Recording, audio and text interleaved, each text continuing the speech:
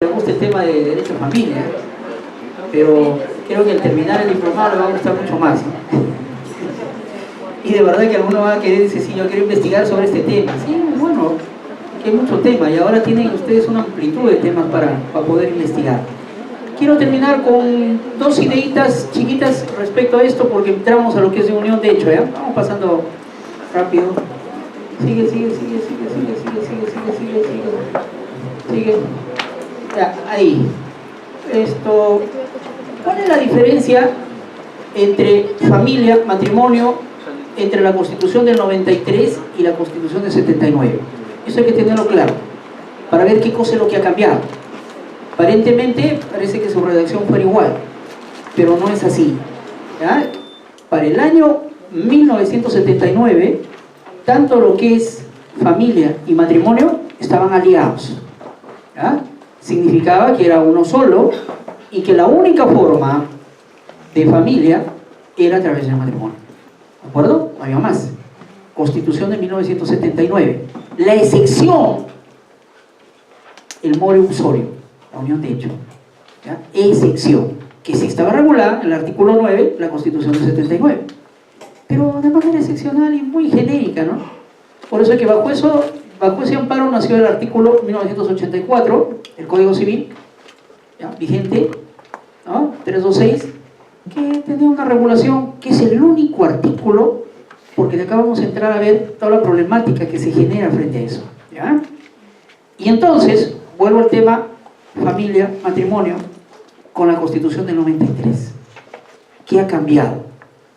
Totalmente. Porque ahora, matrimonio es una forma de familia. Ya no están aliados, ¿ya? Lo que se protege, la protección, léalo bien, artículo 4, es la familia. ¿Qué tipo de familia? Pues tienes todo tipo de familias, ¿de acuerdo? Y entonces, ¿y el matrimonio qué? No, el matrimonio hay que promoverlo, lo que dice el artículo 4. Promoción del matrimonio, o sea, promoverlo. Claro, y eso está bien, pero no está diciendo, como decía anteriormente, que tanto matrimonio y familia se protegían y se promueven. No, está separado. Eso permite entonces ahora a entender de que el matrimonio es una forma de matrimonio, perdón, de familia. Y tenemos un montón de familias más. Y es así, pues. A ver, yo permití ahí un cuadrito de los... Sigue todavía. Hasta donde encuentres un cuadrito.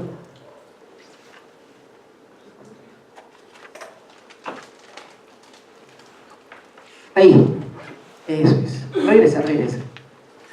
Y entonces acá este es un cuadro que no recoge todo, pero en diferentes tipos de familia. Familia monoparental, que también ustedes lo han visto, que hasta el Tribunal Constitucional ya le dio un reconocimiento. Familia pluriparental. Hay familias de solteros. Ahí está. Sí. Pero dos hermanos, ¿eh? Nunca se han casado. Me refiero a ellos con sus propias parejas, no, sino que se han quedado a vivir. Tengo unos vecinos así. Y los dos están juntos y se van a ayudar. Son compañeros de vida. Nacieron de la misma mamá y van de esa manera a quedar. Así es, eso está ahí. Y son familia, tienen derechos, Imagínense ustedes cómo regular esto, ¿no? Por eso hay que admitir que no hay un solo tipo de familia. Tiene diferentes. Una socioafectiva, familias hasta virtuales. Bueno, ya exageraba, y por de todo, ¿no? Sí, bueno, no crees. Por WhatsApp, todo lo que haces, dejas de hacer, te escribes, etcétera. Te ponen caritas, emoticón, bueno, pues todo un mundo. Sí, todo eso hay. Vamos. Pasemos a otra cosa. Sigue avanzando. Ya sigue. Continúa. Ahí, empezamos. Muy bien. La problemática de la unión de hecho.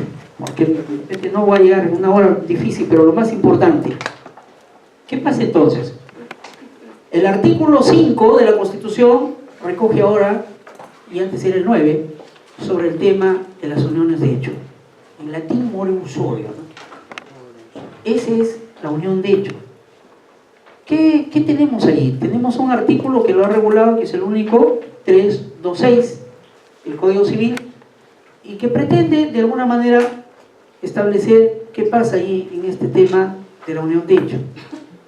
¿Qué problema se tiene? Pues ustedes han visto que de inicio tiene requisitos para poder establecer la unión de hecho.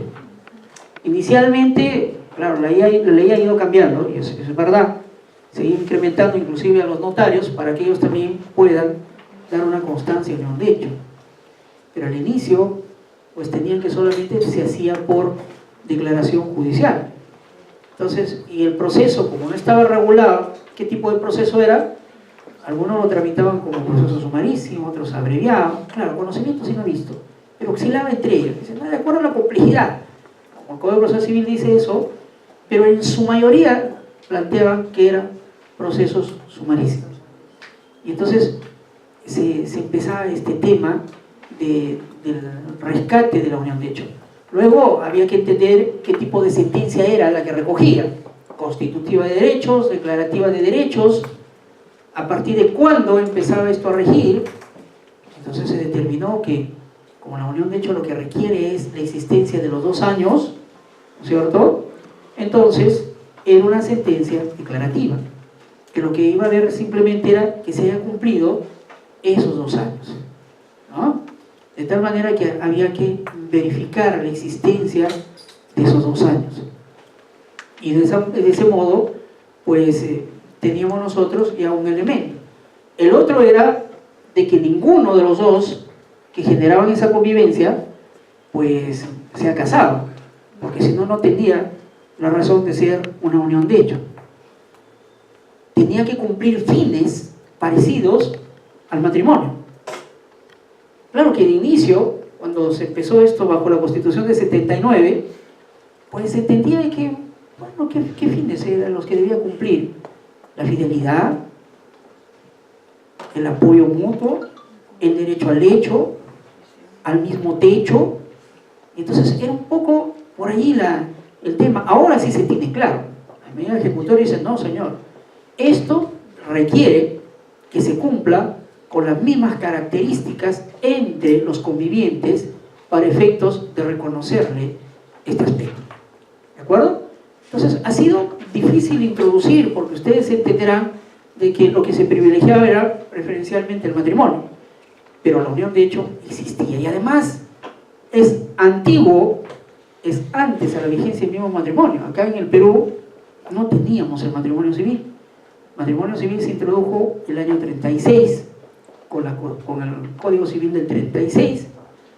Entonces fue de esa forma, porque inclusive antes el único matrimonio que existía era el religioso, y el religioso tenía todos los efectos jurídicos que el civil.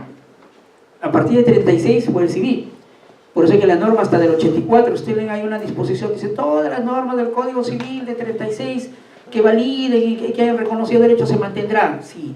¿Eso por qué? Porque en todo caso el del 84 también reconoce que si hay un matrimonio de 1912, que a la gente era difícil, pero que si hubiese uno de 2014 o 18 y sea solamente religioso, ese tiene efectos jurídicos. Por eso tenían que recogerlo también el Código de 1984. Muy bien, entonces ahí tenemos nosotros la definición en la Constitución del 93, cuando dice la unión estable de un varón y una mujer libres de impedimento matrimonial y que forman un hogar de hecho, da lugar a la comunidad de bienes sujeta al régimen de la sociedad ganancial. Eso mismo se ha reproducido en el Código Civil.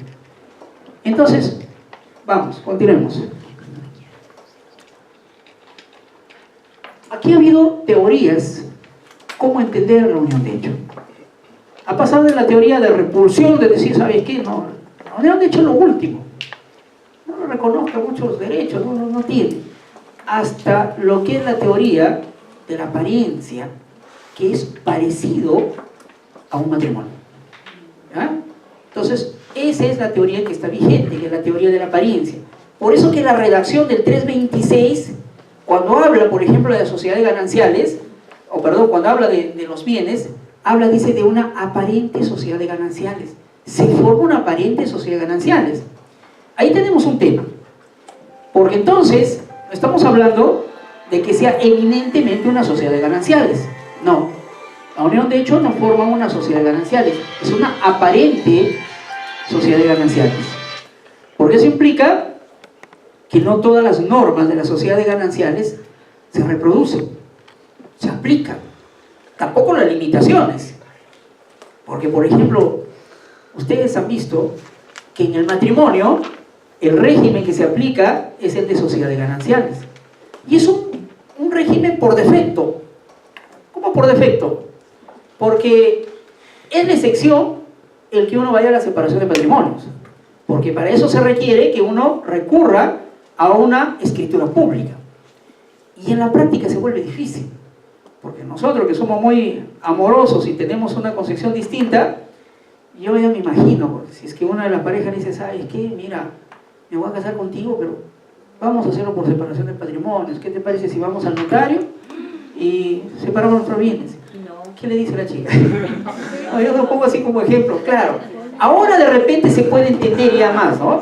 Porque ahora sí dice, ¿sabes qué? Mira, me conviene porque yo tengo mis bienes y tú tienes tus bienes, ¿no? Yo tengo mi tipo de trabajo, mi actividad, y tú tienes tu tipo de trabajo. Y yo genero, yo gesto mis bienes, ¿sabes que no me interesa?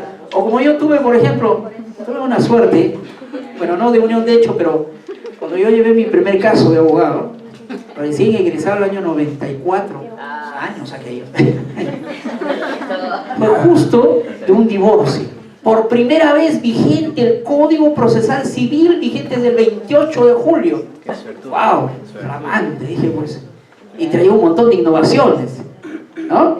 Entonces, sí, esto del divorcio, hicimos un divorcio por separación convencional. Esto fue una situación, en ese tiempo se llamaba mutuo disenso. Así vino con esas palabras, que fue lo perfilaron, por ejemplo, mutuo disenso.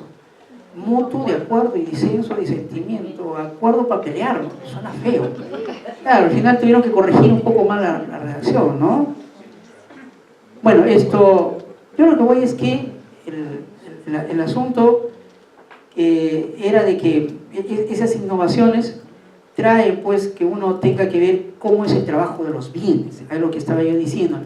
Y en la unión de hecho, ahí está el tema de la apariencia. ¿Qué es lo que sí se puede y qué es lo que no se puede? Porque por inicio le decía, en la unión de hecho no existe un régimen de separación de patrimonio, no se puede aplicar. Mientras en el matrimonio sí, uno puede recurrir a la escritura pública y separar los bienes, en la unión de hecho no existe. Y que debería existir, ¿eh? O sea, esa es una muy buena propuesta para un cambio, una reforma. Porque es peor, si en la unión de hecho tienes una desprotección, porque ya lo vamos a ver, no, la ley no ayuda a proteger los bienes. Inclusive hay algunos casos que también lo voy a plantear, no está ayudando a la disposición de los bienes. Cuando uno de ellos, de los convivientes, que está solamente a nombre de uno de ellos, vende el bien, está inscrito en registros públicos, el bien aparentemente o la transferencia es válida. Hay otra cosa. Pero ¿y era conviviente? Sí, pues, pero no ha sido declarado. No ha sido declarado, así que no hay nada. Entonces, ¿qué derecho tiene? O sea, a eso voy de la desprotección. Por eso cuando digo que de repente debería regularse el que tenga que hacer una separación desde el inicio, sería interesante. Ya bien, voy a convivir contigo, pero vamos a separar nuestros bienes. Claro, hay que entender que estas son cosas que va a tener que de algún momento cambiar. Va a tener que innovarse en estas circunstancias. Alguien decía, ¿no? En el caso del matrimonio, por ejemplo, lo hemos hecho difícil, así como estábamos conversando. Que la gente diga, oye, vamos, ¿sabes qué? Mira, mujer, lo vamos a casar, pero que sea por separación y hay que hacer una escritura. Difícil. Creo que algunos pensaban, dicen, oye, ¿por qué no le preguntamos al momento de que, así como le preguntas, ¿está conforme usted? ¿Acepta como marido? ¿Acepta como mujer? Ahí le preguntas, ¿acepta usted el régimen de sociedad de gananciales o de separación de... Bueno, eso podría ser una. La otra es decirle, oye, presenten juntos un documentito donde dice, porque hay que hacerlo más práctico. ¿Para qué escritura pública? Si este es un acto público, consecuentemente podría, o sea, y eso sería más manejable para que los dos se pongan de acuerdo y digan, sí, pues, y como dice acá nuestra colega, es real, o sea, ahora sí aceptaría, porque es así. La gente ya lo ve de una manera distinta. Ahí hay cositas que perfilar, pero la unión de hecho no tiene nada. Definitivamente no tiene ni siquiera esto de la separación de patrimonios.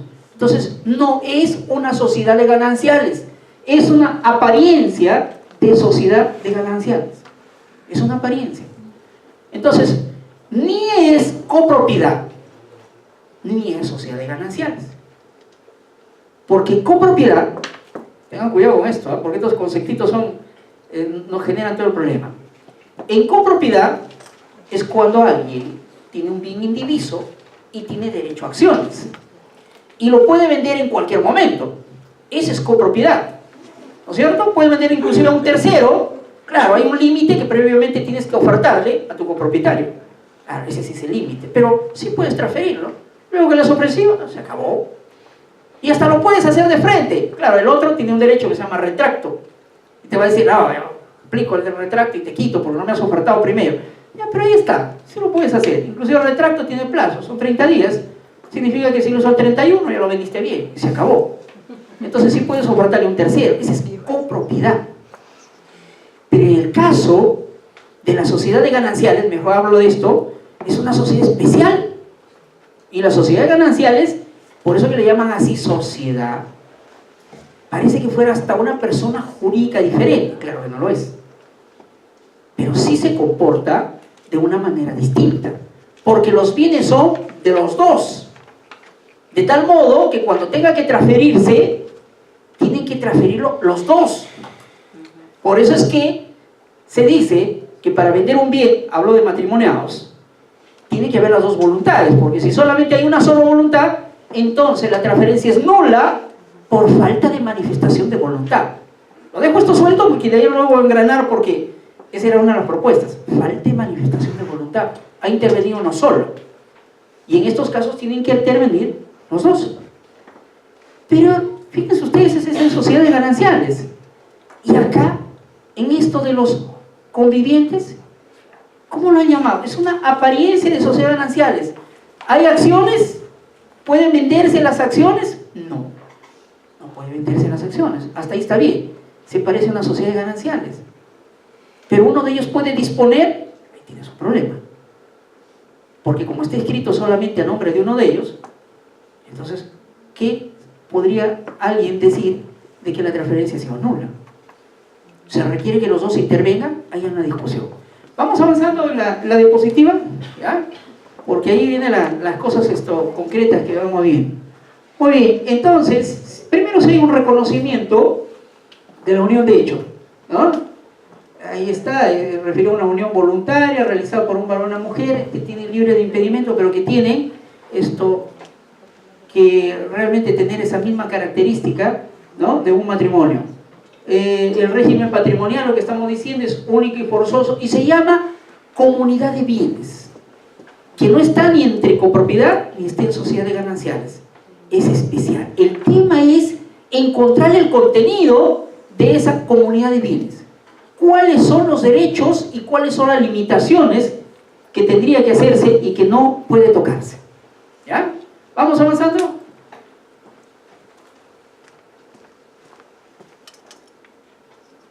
Continúe. ¿Otra más? Está buena esa. No quedó. Ya, esos son los elementos, ¿no? Convivencia. ¿Cómo se acredita la convivencia? Eso es otro tema que está allí, ¿no? Que tiene que ser pública. Que tiene que ser entonces que todo el mundo conozca, que tenga un domicilio, que haya una singularidad y que haya una permanencia de 2 años. Pero eso es lo que requiere el 326, sino que paralelo ahí he puesto algunos casitos de convivencias especiales, que está regulado en el Código Civil y que hay que tener cuidado, porque también los llama convivencia. Por ejemplo, el artículo 402, inciso 3, cuando se refiere a la filiación extramatrimonial. Y ahí señala que la filiación se da, ¿no?, se determina cuando haya existido convivencia, ¿no?, antes del nacimiento de la persona que va a declararse la filiación. Entonces, si eso es antes, ¿cuánto tiene que ser? ¿De cuánto se requiere esa convivencia del 402, inciso 3? ¿De los 2 años que dice el 326? No. Porque si es antes de que nazca, entonces son una persona normal nace a los 9 meses, 9 por 3, 27. Por eso que más o menos decía, le he puesto ahí, bueno, esta convivencia para la filiación solamente es de 270 días. Tenga cuidado porque cuando a veces uno quiere plantear una filiación y te exige el 402 inciso 3 que requieras la convivencia, tú vas a pretender hacer la convivencia de los 2 años. No, acá es suficiente con que se dé los 270 días, ¿ya? Y eso es lo que vas a demostrar, eso es lo que quiero llegar. Igual, por ejemplo, por eso hacía mención al 826, cuando se refiere al matrimonio in extremis, ¿no? Cuando dice que uno puede casarse en un estado ya que está por fallecer, ese es el matrimonio in extremis, pero la norma dice que será nulo si ese casamiento se produjo dentro de los 30 días, ¿no? Como consecuencia de la enfermedad. Entonces uno tiene que casarse antes, porque de alguna manera es algo así, lo que la ley entendido es para proteger a esta gente que está en ese estado, un enfermo terminal, cáncer terminal, de repente está en una situación hasta de inconsciencia, y la enfermera que está allí, ya los hijos todavía no están, y dice, no, ya me casé. Uno viene y dice, no, acá está de la partida, nos casamos. Peor ahora, que hay que tener cuidado, porque ya no existe declaración de interdicción, lo dije el otro día. Hay un decreto legislativo que eliminó lo que se refiere a las interdicciones. Ya las personas no son incapaces. Ahora solamente se usa un terminito que es discapacidad. Y todos ahora, por eso que se ha eliminado el artículo 42, 43, bueno, algunos de los incisos, cuando se habla ya del tema de la capacidad. Ahora es que todos tienen capacidad. Hasta los niños con síndrome de Down o cualquier persona, todos tienen capacidad. Por eso es que ahora el proceso ya no se llama curatela como era antes, sino simplemente es un proceso para buscar un apoyo y salvaguardas. Esa es la norma, creo que es el 1384, la norma, decreto legislativo. Y que bueno, lo hemos hecho con vítores, porque finalmente a las pobres gente, los chicos con síndrome de Down, no le daban un DNI porque decían, no, tú eres incapaz. No puedes razonar, no. Ahora es al revés, todos son capaces. Lo único que se ha hecho la diferenciación, eso lean la norma ahí, es interesante. Una cosa es la capacidad absoluta, que se supone que tiene toda la persona normal, y otra es la capacidad restringida. Y la capacidad restringida es aquellos que necesitan apoyo, pero no son incapaces, por si acaso. Lo único que se le nombra es un apoyo. Es decir, antes era un curador, ahora es, no, yo te voy solamente para esto. Implica que él tiene derecho para todo. Por eso es que ya no hay persona que en todo caso ahora diga, no, mi papá ya tiene 90 años y la venta que ha hecho la ha hecho mal. No, señor. Y eso va a cambiar toda la estructura. Por eso que los mismos notarios, bueno, antes lo que tenían que hacer es agenciar, a veces ya lo veía una persona de edad que tenía un certificado de salud. He visto en los procesos que inclusive le pedían un certificado psicológico, pero esa era cuestión de ellos, ¿sabes? Porque si yo me intercaba con familiares, digo, oiga, ¿sabe qué es usted notario o qué? No, usted pídalo acá, lo estoy trayendo. Suficiente. Claro, sino que el notario un poco por asegurar también dice, no, me van a meter juicio acá una persona de 90 y peor que no viene con los hijos. Claro, no tiene por qué venir con los hijos, porque ahora es una persona capaz. Por eso que ahora en esos escenarios cada uno va a tener que resguardarse, ¿eh? Con la finalidad de que no vaya a gestarse este tipo de circunstancias. Pero van a tener que entenderlo todos, ¿no? Que ese día estuvo con pastillas y que no, pobre, tengo un proceso así, que está pidiendo la nulidad de la transferencia de un señor y están demostrando con el certificado de médico, ahorita te doy la palabra, de salud, donde está diciendo de que tenía alteración en ese momento en su pensamiento, pero el psicólogo le dice, no, o sea, eso es viable, ha podido manejarlo inclusive con alguna pastilla, pero no le impide. Por eso que ahí el notario va a hacer una función importantísima. Sí. No, justo yo ese caso, porque antes en la interrupción se pedía pues el certificado psiquiátrico para determinar si la persona estaba competente para hacer un acto jurídico. Entonces, ¿no cree que deja mucho vacío eso? Bueno, primero, que esta norma está saliendo de toda la concepción ahora que se está manejando a nivel internacional. Esto es los convenios. No hay persona que sea incapaz. ¿Ya? Se está manejando esto por convenios, por eso digo, donde se está diciendo de que todas las personas son capaces, sino que tienen limitaciones. Ahora, el asunto está en su forma de aplicar, porque va a haber muchas formas de que alguien force algo, depende de muchas cosas, ¿eh? Por ejemplo, y eso lo han visto ustedes, y sean realistas. 5 hijos, el viejito se queda con uno de ellos, es el que le cuida, le da sus pastillas, lo trata bien, etcétera, lo lleva a sus controles. Los otros 4, hermano, ¿necesitas algo? No va a necesitar, lo lleve. Puede venir, no, hoy estoy ocupado. Así va, ¿eh? De tal manera que la persona de edad se cariña, pues. Yo solo decía a cierta familia, digo, así es. Se cariña y tienes que aceptar. Y un momento de eso, ¿sabes qué, hijita? Yo quiero dejarte la casa. Y luego el resto de hermanos va a decir, no, pero... Claro, si el hermano es un poco ese, no, pero van a hacer problemas a mis hermanos, mejor. Peor que les cuente, le digan, oye, ¿sabes qué? Le voy a dejar acá a su hermana. No, pero que no sé cuánto, ¿no? Claro, hay un asunto, tendría que hacerlo por venta, porque si lo hace por donación, ya saben que con el fallecimiento se hace la colación. Cuando es donación, regresa nuevamente, y ahí se divide. Solamente puede disponer de la parte que le corresponda a su libre derecho, a su porción de libre disponibilidad, como dice el Código Civil. Pero el otro no puede. Entonces, ahí tiene que, sí, va a tener que afinarse mucho, pero lo que hemos dado, lo bueno es que ahora todos son personas capaces, ¿ah? De tal manera de que solamente en los casos que necesite un apoyo, ahí va a estar. Me decía un juez, otro me dice, pero que esto de acá no me gusta. A veces, yo he tenido casos, me dice que ha llegado la persona, llega con un hijo. Si usted lo viera al hijo, me dice, manganzón, con la camisa afuera, con un corte, con una... Y él viene a cobrarle al viejito. Y lo trae al viejito, ¿ah? Entonces, me da ganas a veces, me dice, de llevarlo a la oficina al viejito y sacarle al hijo y decirle, oye, ¿estás consciente de que estás dándole? Porque a él es el que está cobrando, porque él es el que vivencia. Digo, pero ese es el reto. O sea, no va a quedar otra cosa, lo que usted está diciendo tiene razón. Por eso que los notarios también se cuidan y piden todo eso.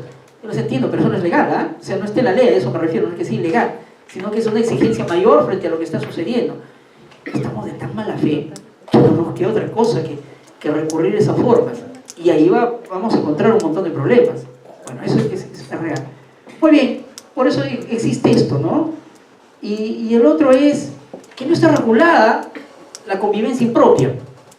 ¿Y qué cosa es convivencia impropia? En los costarricenses le dicen esto, compañero sentimental.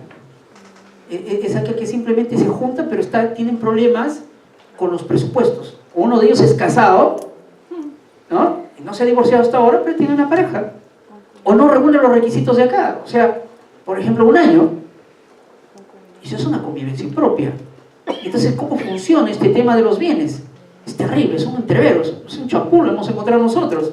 Porque hay gente que no se divorciaba, y en esto de COFOPRI, por ejemplo, he visto mucho en la sierra, ya tenían nueva pareja, tenían y titulaban con la nueva pareja. Y está título a nombre de los dos. Se enteraba la mujer legal, disculpen el término, ¿no? Solamente por llamarlo de alguna forma, y venía y decía, nulo, este es mi bien. Entonces empezabas tú una guerra de... Por eso es que, y tú vas a tener acá que no está regulada la convivencia impropia. O sea, ¿cómo puede formar si eso no admite la norma? Esa persona no debería estar ahí. O sea, un buen juez lo va a declarar nulo ese acto y decirle, ¿sabe qué? Excluyas y póngase a la señora. Oye, pero no está con ella conviviendo. Entonces habrá que recurrir a la norma de COFOPRI y decirle, ¿y para qué fue? ¿Para regularizar qué? Una propiedad, pero se regulariza de unas situaciones ilegales, no ilícitas, ¿eh? Digo ilegales porque no está regulado esto. Y tienes un tema. Bueno, en algún momento empecé yo a hacer una primera investigación por ahí y encontré un montón de casos ahí en COFOPRI, ¿eh? Donde sí se había titulado sobre gente que no reúne los requisitos, pero estaba ahí porque ellos habían considerado que sí vivía en ese lugar, consecuentemente le daban y lo titulaban así. Bueno, esta salida es el 1275, pero que no está muy preciso, solamente lo pongo porque es la problemática que deriva de esto. ¿Qué dice el 1275? Que no se puede repetir, ¿ya?, aquello que ha sido pagado por prescripción o caducidad, por el primer caso. Y así, si tú la obligación ya está prescrita pero la pagaste, ya fuiste, ya no se puede repetir. ¿Ya? Eso dice de 1275. Pero también dice que no se puede repetir aquellos casos en los cuales los bienes, ¿no?, hayan ido para regularizar una situación inmoral o ilícita. Esa es la norma. Ahí sí yo tengo un poquito de reparos, porque yo sí soy un convencido y digo esto, que los casos en que una persona no reúne los requisitos de la convivencia, debería poder, y creo que sí, yo lo admitiría, solicitar un enriquecimiento indebido. Porque esa es una de las figuras que nos podría salir. Es decir, en la pareja, uno de ellos es casado, sí, pero compra bienes. ¿Y en consecuencia qué? ¿Que se lo va a llevar toda otra persona? No. ¿Sabes qué? Lo han hecho los dos, con su esfuerzo. Sería una forma, porque el enriquecimiento ilícito o indebido es aquel que se enriquece a expensas del empobrecimiento del otro. Eso es simplemente eso. Y acá lo que está sucediendo es eso. Se está llevando un bien que no le corresponde. Entonces, sería, o de repente, lo dejo en la alternativa, lo que siempre tenemos. Como hay un daño ahí, nos vamos a una indemnización. ¿Ya? La posibilidad. ¿Avanzamos? ¿La diapositiva? Muy bien, ya encontraron ustedes ahí algunos problemas. Bueno, sigamos. ¿Otra más? Digamos. Ya, este es el artículo 326, ¿ya? Dice: la unión de hecho voluntariamente realizada y mantenida por un varón y una mujer libre de impedimento matrimonial para alcanzar fines y cumplir deberes semejantes a los del matrimonio origina una sociedad de bienes que sujeta al régimen de sociedad ganancial en cuanto le fuera aplicable, siempre que dicha unión haya durado por lo menos 2 años continuos. La posesión constante de Estado a partir de la fecha puede probarse con cualquiera de los medios, y acá aparece decir, siempre que exista un principio de prueba escrita. Otro problema, que ya lo vamos a ver acá. Y la unión de hecho termina por muerte, ausencia, mutuo acuerdo o decisión unilateral. Pasamos. Ese es el artículo. ¿Ya? Gracias. Vamos a otro. Ya, a ver. ¿Cuáles son los efectos personales que tiene la unión de hecho? Primer tema, alimentos. ¿Se puede pedir alimentos por el ex conviviente? Sí. Y tendría que ser por la persona que tiene un estado de necesidad. Lo que la ley no ha señalado, porque el artículo está corto, es hasta cuándo. Pero ahí habría que hacer una interpretación sistemática, por ejemplo, en el caso del matrimonio. ¿Cuándo acaban los alimentos en el matrimonio? Aplicamos el 350 del Código Civil. Con el cese de matrimonio, o perdón, con el divorcio cesa los alimentos. 350. Pero ya les dije también el segundo párrafo donde dice, si continúa el estado de necesidad se mantiene. ¿No es cierto? Entonces, ya tenemos por lo menos una idea acá, de que el estado de necesidad es el que lleva al tema de los alimentos. ¿Ya? Entonces, lo que sí podríamos decir, ¿hasta cuándo? Y eso tendríamos que ir ubicándolo en cada escenario. Porque también no sería justo que la persona ya esté casada con otra persona y tenga que seguir manteniéndola a la otra. Ni moralmente se ve bien. Porque ¿qué le va a decir la nueva esposa? O llamarlo como nueva esposa, ¿no? Oye, ¿sabes qué? ¿Y hasta cuándo le vas a...? Habrá que ser muy cautos. Inclusive, yo pensaría en los temas de señalar montos también, ¿eh? Porque